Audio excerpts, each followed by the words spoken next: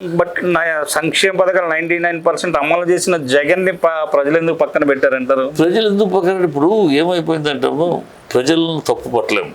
ప్రజలు ఆశ, జగన్ ఇంతే ఇస్తాను, మళ్ళీ మేనిఫెస్టో చంద్రబాబు చెప్పినా కూడా అడిగితే కూడా ఇవ్వను అన్నాడు. అది వర్కౌట్ అవ్వదు, ఇంతకన్నా మించి వర్కౌట్ అవ్వదు, నేను ఇంతకు మించి ఇవ్వను అన్నాడు. కానీ చంద్రబాబు ఏమన్నాడు, ఇస్తానన్నాడు. అదే నోటితో చంద్రబాబు 62,00,000 కోట్లు 62,000 కోట్లు ఖర్చు పెడతా ఉంటే సంక్షేమానికి, భారతదేశం, ఆంధ్రదేశం శ్రీలంక అయిపోద్ది, బొత్స అయిపోద్ది, భూషణం అయిపోద్ది అని వాగాడు. అదే నూరు మళ్ళీ 1,27,000 కోట్లు తను చెప్పిన సంక్షేమం. ఇదేమిటని అడిగాం ఆ రోజులు. మళ్ళీ నాయన అలా అన్నాం, 62,000 కోట్లకే ఇదైపోద్ది, శ్రీలంక అయిపోద్ది, మరి 1,22,000 అంటున్నావు నువ్వు. ఎట్లా అంటే మేము సంపద సృష్టిస్తాం, అది మాకు తెలుసు అన్నాడు. ఆయన పిచ్చి వాగులు వాగాడు. ఇవాళ ఎక్కడ సంపద సృష్టిస్తున్నాం?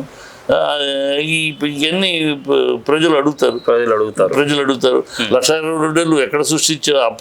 అప్పు సృష్టిస్తున్నావు.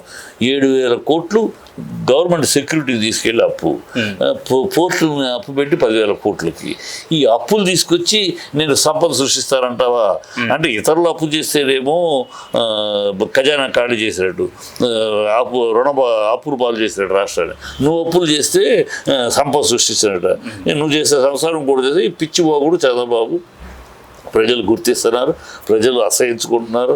వీటి నుంచి డైవర్ట్ చేయడానికి ఇప్పుడు జగన్ ఆడుకోవాలనుకున్నారు.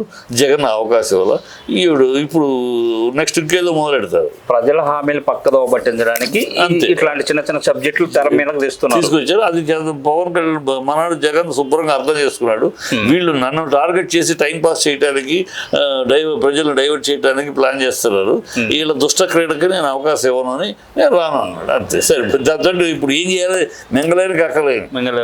అది